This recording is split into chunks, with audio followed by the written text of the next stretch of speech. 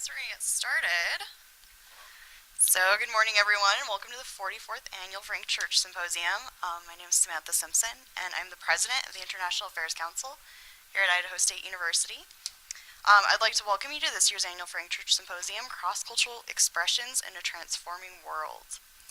Since 1970, Idaho State University's student-run International Affairs Council has reached out to campus and community members to bring important international issues home to our area. IAC believes that the dissemination of different viewpoints is vital to an understanding and resolution of often complex international problems. The members of the council seek to broaden their own perspectives and help others do the same. In order to fulfill their mission, the students of IAC proudly welcome you to the 44th Annual Frank Church Symposium.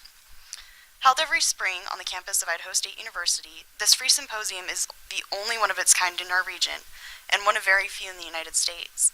Named for Idaho Senator Frank Church, who chaired the U.S. Committee on Foreign Relations during the Vietnam War, the symposium recognizes this distinguished leader who's known for his leadership, intelligence, and sensitivity to diplomatic issues.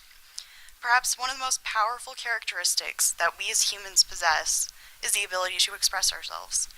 We are each in our own way products of our own cultures. Through the influence of language, religion, dance, and film, we learn to interact with one another and connect with the world around us.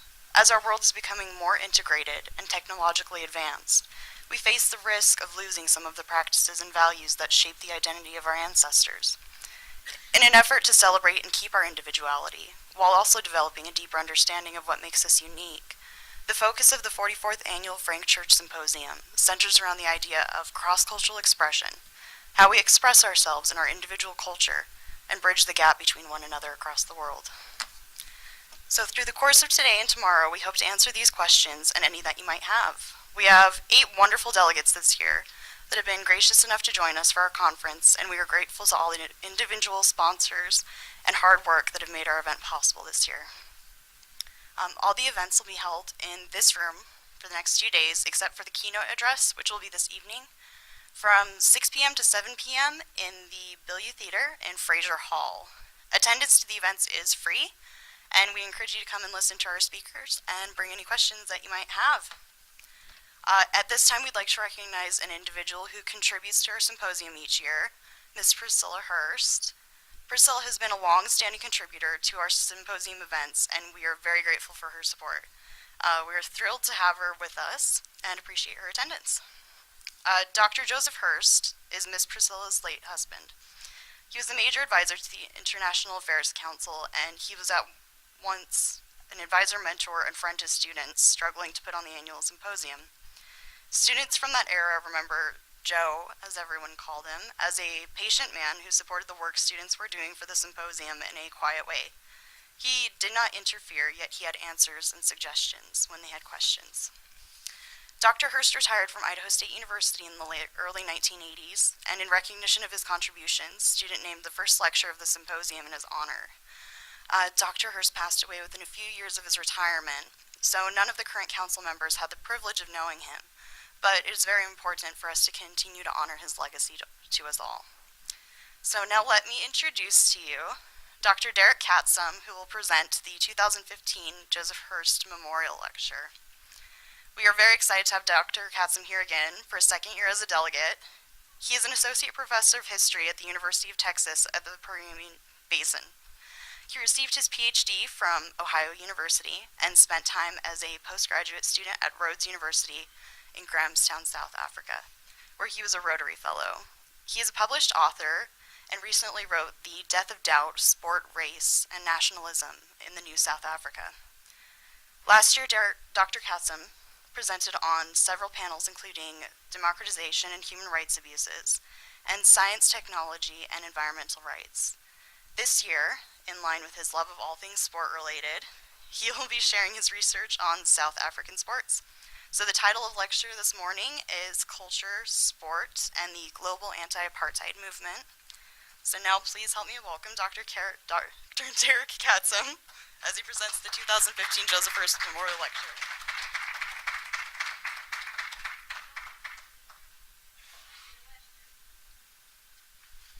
Yes, I was here last year, and I want to thank Idaho State, especially the International Affairs Council, and just thank everybody so much for having me back this year.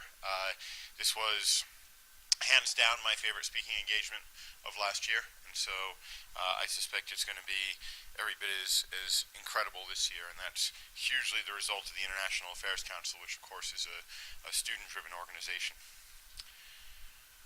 When we think about culture and sport, it's too easy to relegate these things to the playpen, to the sandbox of both American and global life. And yet, sports, culture, the arts, film, music, while they certainly can be fun, while they certainly can be the things that we do to divert ourselves from the real world, the fact is that there's tremendous overlap. That music can be inherently political, as anybody who's listened to Bob Dylan is well aware. Film can be inherently political, as anybody who watched the Oscars can attest. And sport, despite protestations of millions, is in reality oftentimes deeply politicized. Indeed, right now, most of you probably are even unaware of the fact that the Cricket World Cup is going on. The Cricket World Cup is, depending on how you measure it, the culminating sporting event of either the second or third largest team sport on Earth. And it is being played in Australia and New Zealand, and it is deeply fraught with politics. If you believe that India playing Pakistan in cricket is merely a sporting event, you perhaps need to learn a great deal about the world in the 40s, 50s, and beyond. When India plays Pakistan, it is war by other means. The very existence of the West Indies cricket team sometimes serves as a rebuke to colonialism. Throughout the 1970s, 80s, and 90s, the West Indies became the greatest cricket-playing agglomeration of nations on Earth. And they were deeply tied into political questions. The West Indies played Australia in the mid-1970s in a series of tournaments where Australian fast bowlers spent their entire time throwing at the heads, effectively, of the West Indies batsmen. And the Australians said, that's simply cricket. If they're not tough enough, they shouldn't be playing. A year or so later, the captain of the English team said, we will make the West Indies grovel, which is perhaps something that a former colonial master ought not to say to a former subject nation. The West Indies had learned from the Australian debacle and had developed a series of fast bowlers on their own, and they spent 5 test matches making England miserable, brutalizing and crushing England in the process. Suddenly, it seemed, the world was outraged by West Indies fast bowling, which suddenly had not been simply the way the game is played according to the Australians, but rather had become an unacceptable way to approach a sport where everyone, after all, wears their cricket whites and takes tea time. Surely there were political implications to that, and the West Indies would then go undefeated in Test cricket from 1980 until the mid-1990s. And they will be playing South Africa tomorrow in the Cricket World Cup. Finally, there is a reason why every cricket-playing nation on Earth enjoys beating England. If you look at the Cricket World Cup, all 14 teams have ties in some way, shape, or form to English colonialism. And therefore, defeating England is far more than simply a sporting accomplishment. It is a deeply politicized accomplishment. And so it's perhaps not surprising that South Africa during the apartheid years was deeply implicated in political questions when it came to sports, music, and other forms of cultural mediation. In fact, sporting isolation was one of the most successful forms of combating apartheid globally. From the early 1960s, there became a movement in the wake of 2 things. One, the implementation of apartheid after the 1948 elections, and the second, the Sharpeville massacre of the 21st of March 1960, in which the South African police opened fire on unarmed protesters organized by the Pan-African Congress who were protesting pass laws. Police opened fire, 69 are killed. The traditional number wounded is about 180, although surely the numbers were more than that. People were not likely to go to state operated state-run hospitals to show their injuries. The overwhelming majority of these were shot in the back and in the side, which is to say they were fleeing from the gunshot. And from that point on, there became a movement to isolate South Africa when it came to sports. And the movement becomes quite successful. South Africa is booted out of the Olympics in the mid-1960s. They are withdrawn from FIFA, the governing body for global football, itself a deeply politicized organization. And then other sporting codes follow. Virtually every sporting code on earth begins to exclude South Africa from its major championships. The biggest exception to this would in fact be the IRB, the International Rugby Board, and cricket would be slow to react as well. I'll talk about these momentarily. There also is a push for cultural isolation. Artists Against Apartheid would be the most prominent of these, and it would rise to particular visibility in the 1980s, when Artists Against Apartheid would put out a number of songs, and they'd be deeply active in the global anti-apartheid movement. And in fact, I will talk about Artists Against Apartheid also in a little bit when I talk about Paul Simon's Graceland. And then finally, there is the push for boycotts and divestment. And in fact, this one even antedates apartheid in some ways. By 1946, in the government's response to the African Mine Workers Union strike in South Africa in the 1940s and 1946, the Indian government and others had begun to call for, or the Indian Congress and others had begun to call for divestment and boycotts against South African businesses and industries. And this would be the epicenter in many ways of the global anti-apartheid movement, culminating in the 1980s in the United States, for example, where you'd have campus boycotts that would lead to campuses divesting from South Africa. And pressure on corporations like Polaroid and major international banks to withdraw from South Africa. And one of the main pressure points of causing reform within the South African government would be when Citibank, Barclays, and other banks would follow in refusing to roll over loans to South Africa, loans that were essential to allowing South Africa to continue its economy, and to continue, I should point out, its apartheid economy. And so these sort of three examples, sporting isolation, cultural isolation, and the boycott and divestment movement, would be the foundation for the global anti-apartheid struggle of the 1980s. First, let me talk about sports with a focus on perhaps the non-American sport that I know best, a sport that I played in South Africa, rugby. The famous phrase, of course, among many across the globe is sports and politics should not mix. This is utter and complete balderdash. Sports and politics have always mixed. The amateur ideal of sport that emerged in Victorian England was one predicated on the upper classes, the elites, being able to participate in sports where the masses and the working classes could not. Indeed, amateurism was defined in such a way that anyone who toiled with their body, as a carpenter or a mine worker or anything else, was no longer an amateur for the purposes of sporting competition.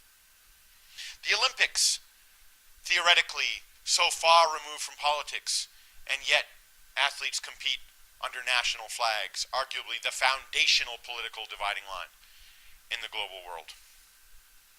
And beyond that, of course, the Olympics have always had politics be part and parcel. We don't even have to go back to 1896. We can simply start in 1936, the Berlin Games, where quite clearly Hitler had used them as a political marking point, and people like Avery Brundage, the head of the IOC, didn't say anything. 1940 and 1944, Olympics are canceled because of war. And yet, how could such a political event as war intervene on the Olympic Games? From 1948 on, Cold War politics deeply bound people's passion for, affection for the Olympics. Indeed, many are wistful in some ways for the Cold War rivalries that the Olympics brought about. The apartheid question caused opposition to the Olympics from the mid-1960s, culminating in the boycott in 1976 of a number of African nations from participating in the Olympics as a result of New Zealand's rugby team playing against South Africa. The 1968 Games, of course, are the Black Power Olympics. John Carlos and Tommy Smith do the Black Power salute. They are supported in no small part by the Australian 200-meter runner who got second in that competition. And throughout the 1980s, we could look at the Cold War sort of rising. Why, after all, did we so celebrate the U.S. hockey team in 1980? A team that we cared about so much on a home Olympic game that we did not show the Olympic hockey matches live. It was because of defeating the Soviet Union, and it wasn't simply because we were underdogs. We all remember the fact that we beat the Soviet Union. We forget that that was not the gold medal game. We defeated Finland in the gold medal game, which only as a result of us beating the Russians became a game of any particular consequence. Eric Heiden, meanwhile, won multiple gold medals, where's his 30 for 30 documentary? And so when it came to South Africa, particularly in the period after 1948, sports were deeply embedded in the apartheid project. Sports, like everything else under petty apartheid, were segregated.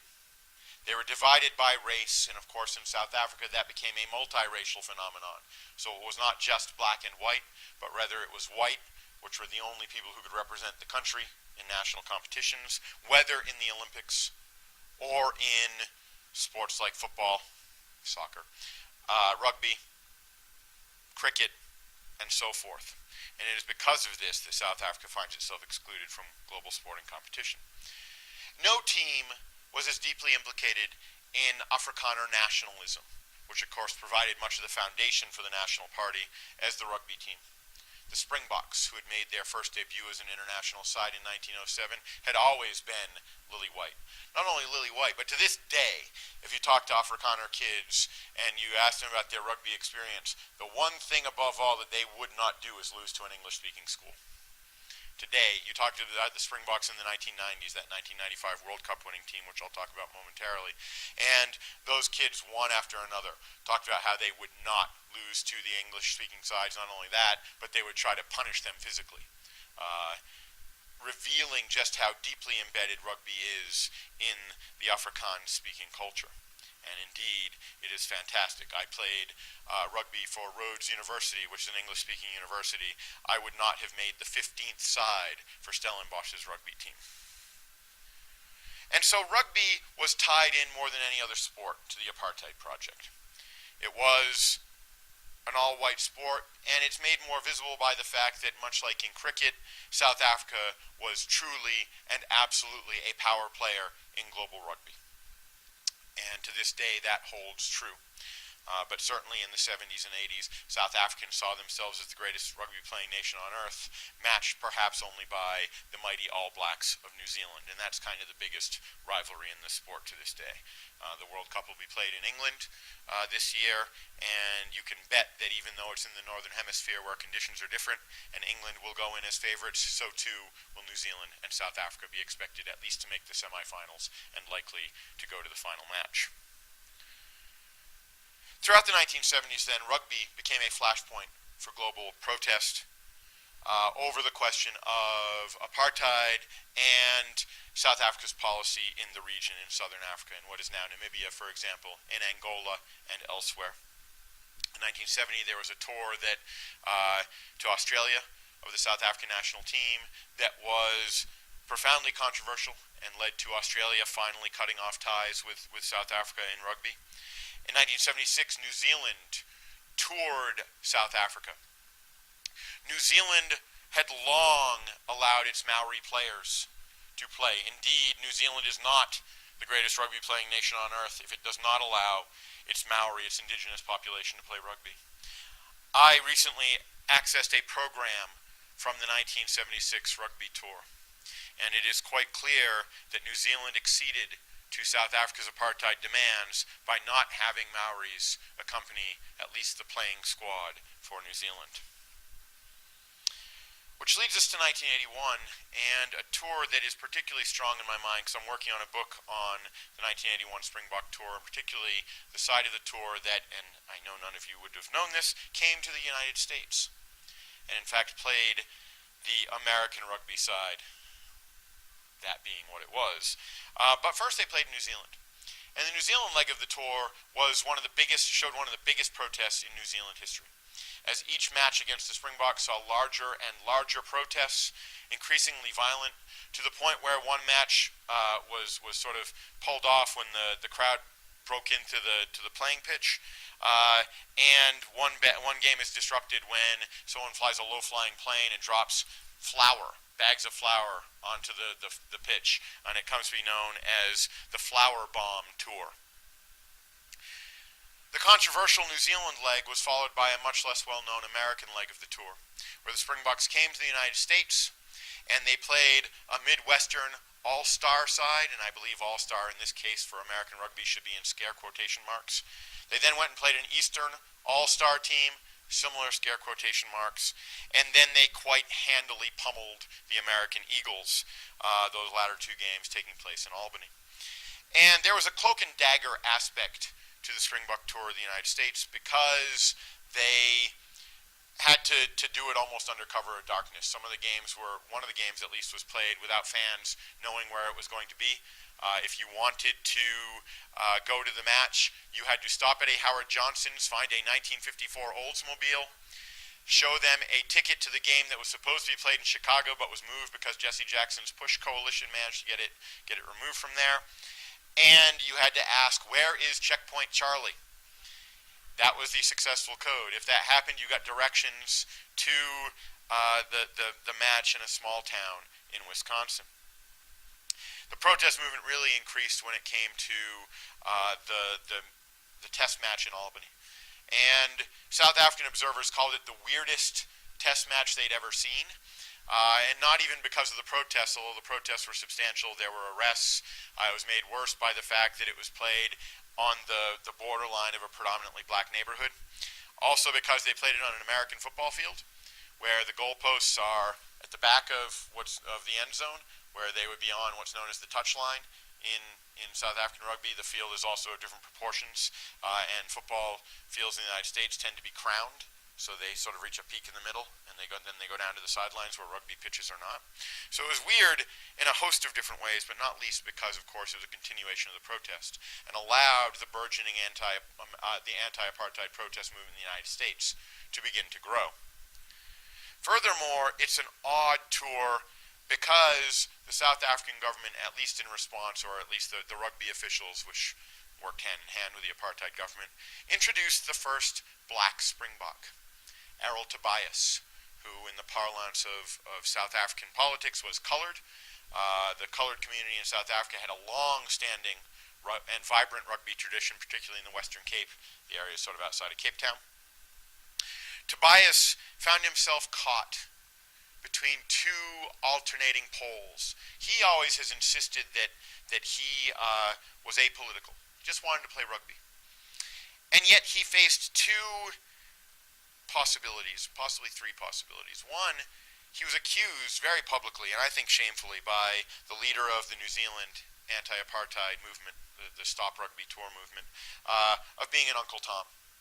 And in fact, it was said matter-of-factly, well, he's an Uncle Tom. Everybody knows that.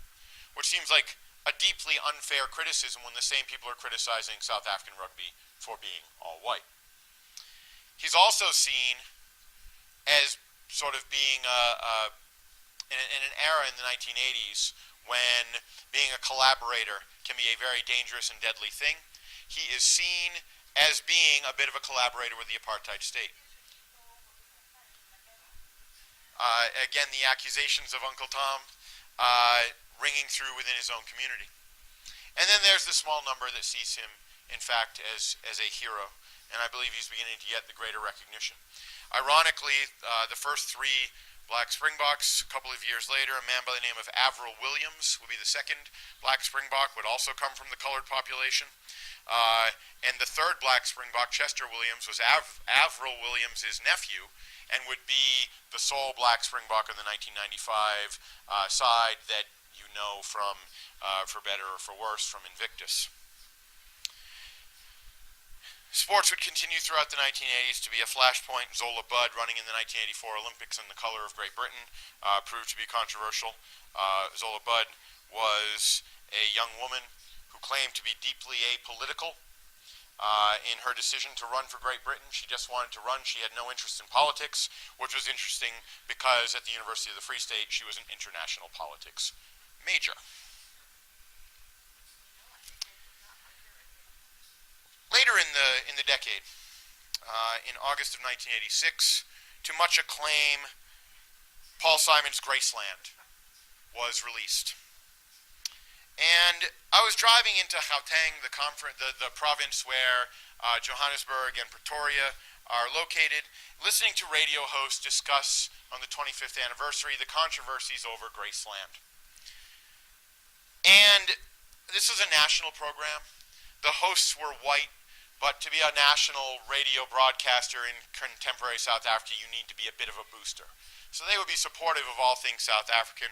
And yet, these hosts were shocked, absolutely shocked, at the very idea that Graceland could have been controversial.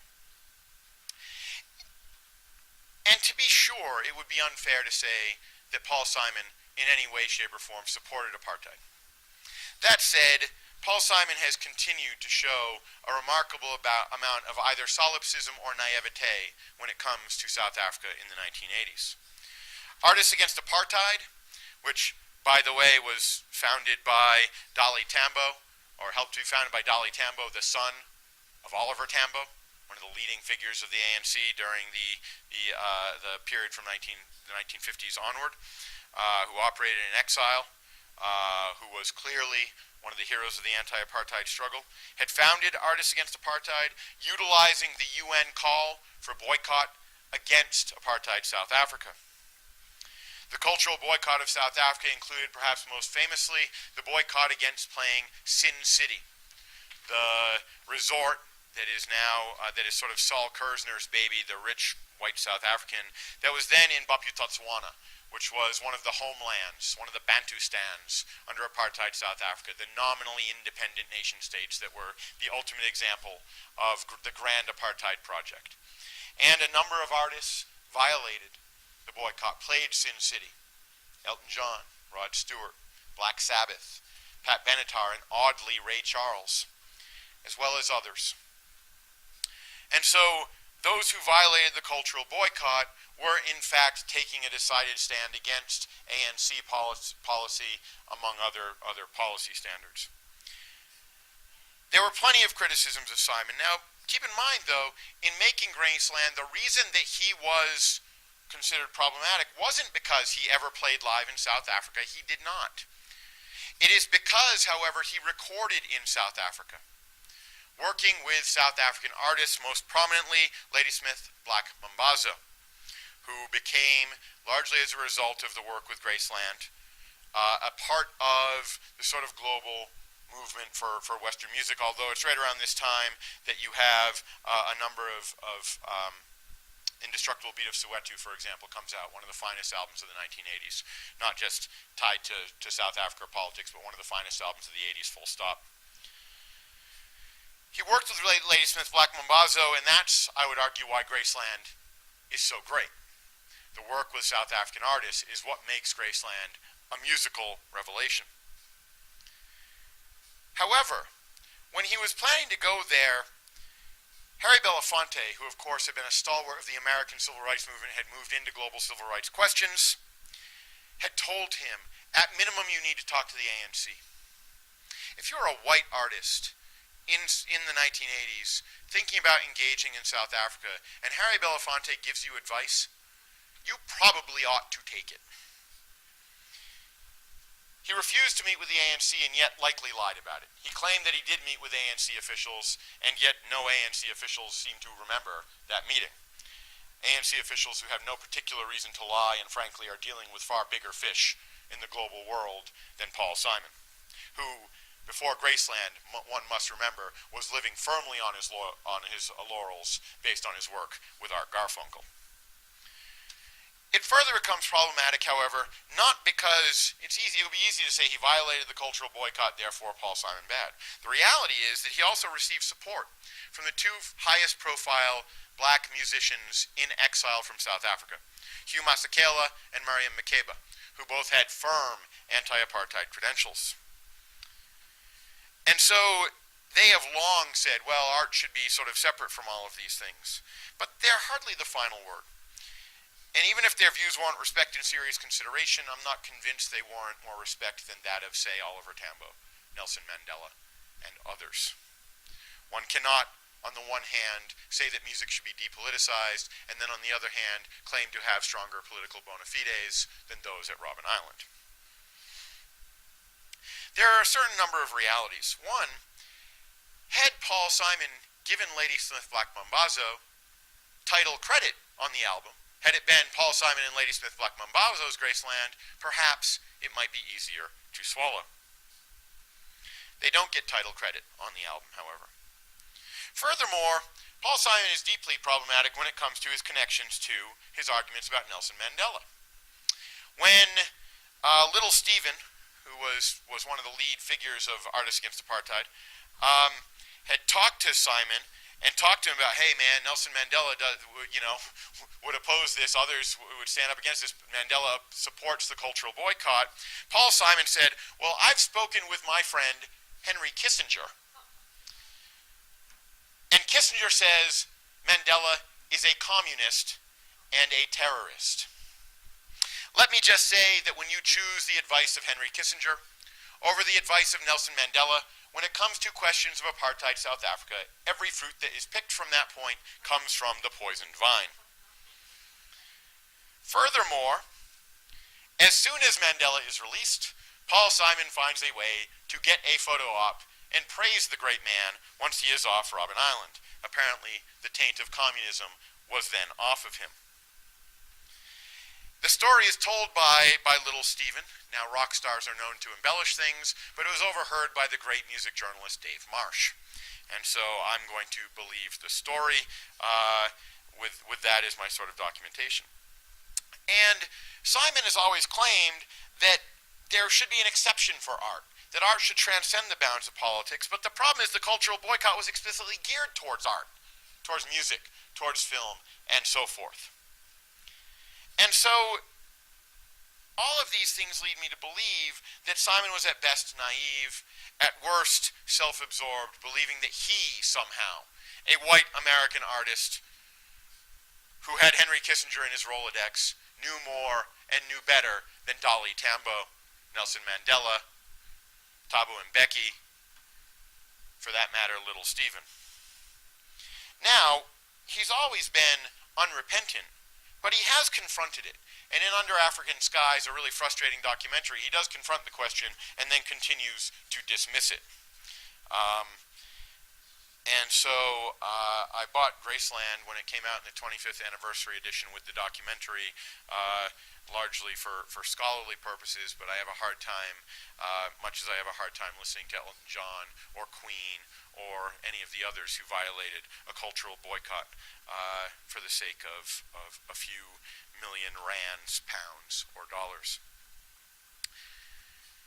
And so I want to fast forward in time to the recent movie Invictus, because this too is a cultural product that is a product in many ways of its time, which is to say 20 years after, a little less than at that point, 20 years after the end of apartheid, when everything Nelson Mandela can be cast in the gaudy haze of hagiography, when everything can be cast in the rainbow-colored hues of what Archbishop Desmond Tutu has long called this rainbow nation of God, the new South Africa. It's a fine enough movie, based on a fairly good, if equally problematic, book by John Carlin. Because I want to talk about a bit of the myths and realities of post-apartheid rugby. The Springboks post-liberation have had tremendous success. They won the Rugby World Cup in 1995, they won the Rugby World Cup in 2007, and with all luck, go Ama Bako Bako, they will win the Rugby World Cup in England in 2015. That said, it hasn't always been an easy path. The rugby community has long been resistant. If one goes to a game in the various rugby heartlands of, say, Pretoria, where I've seen a number of matches, if one goes to a game where the presupposed language is Afrikaans and not English, one will find a really interesting politics surrounding South African rugby, and not always a particularly positive one. It hasn't been simply an unfettered trajectory of success. Nonetheless, Mandela did in fact embrace the Springboks. He did in fact move to maintain the Springbok name and mascot. He was in fact received as a hero by adoring masses in this new South Africa in the post-1994 euphoria that swept the country. Chester Williams was the sole black Springbok on that team, and therefore faced, unlike, for example, Errol Tobias, unquestioned love and support, which didn't hurt the fact that he could really play. He was also, of course, from that colored community, which has continued to produce a number of important South African rugby players. South Africa did host, which helped make the Rugby World Cup imprinted on the mind. And I don't think there is a pub in a city, town, village, dorpy, anywhere in South Africa that does not have a picture of Joel Stransky's extra time kick that won the World Cup 15-12 for the Springboks against, guess who? The mighty All Blacks, who had arguably the greatest rugby player of all time on their side, Jonah Lomu, who ran like a wide receiver, who ran over people like a linebacker, who was a dominant force and who the Springboks managed to keep in check despite the fact that he scared everybody, including Nelson Mandela. The World Cup victory then was a wonderful symbolic moment for South Africa. And yet John Carlin, and I think even more so Clint Eastwood, have created what I have called in another publication, the Invictus myth. One should note, for example, that when the 1995 Rugby World Cup came and, Nelson Mandela's embrace of it allegedly saved a nation, the Truth and Reconciliation had not yet met, not one time. Wouldn't meet until after the interim constitution in 1996, or the constitution of 1996 established it, that South Africa had at that point and still has a long way to go. And that it is telling that the 1995 example of reconciliation almost fully required black South Africans to reconcile themselves to the historically problematic Springboks, rather than vice versa. It was easy, after all, for white South Africans who had all voted against the ANC, would have all voted against the ANC, and most of whom did, to suddenly support Nelson Mandela. It's quite another thing for black South Africans to reconcile themselves to the logo, to the mascot that had been so hated and that had been the quintessential example of white supremacy, of apartheid. Indeed, all South African sporting teams in the apartheid era were known as Springboks, whether in cricket or elsewhere.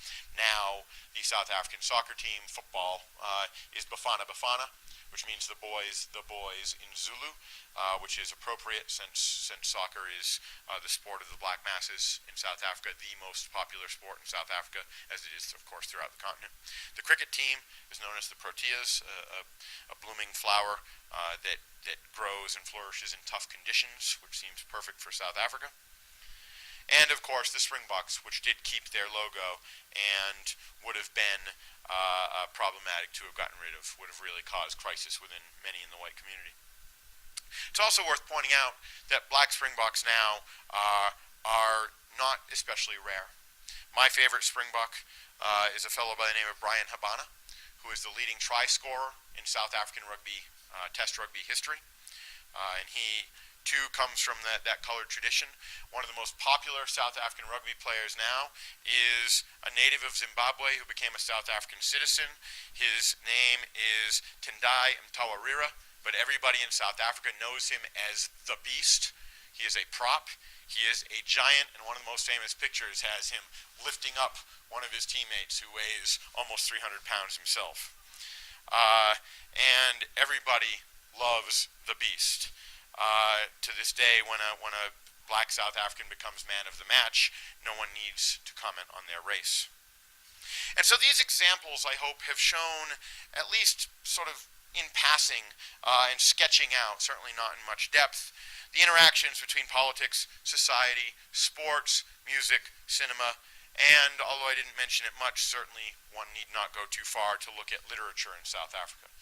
Nadine Gordimer, Zakeem Da, Jam Coetzee, Alan Payton, and others to think about the way that, far from being the playgrounds that take us away from serious matters, culture, high, low, and middle, is fully part of, reflective of, and indicative of the serious matters of geopolitics in our globalizing world. Thank you very much.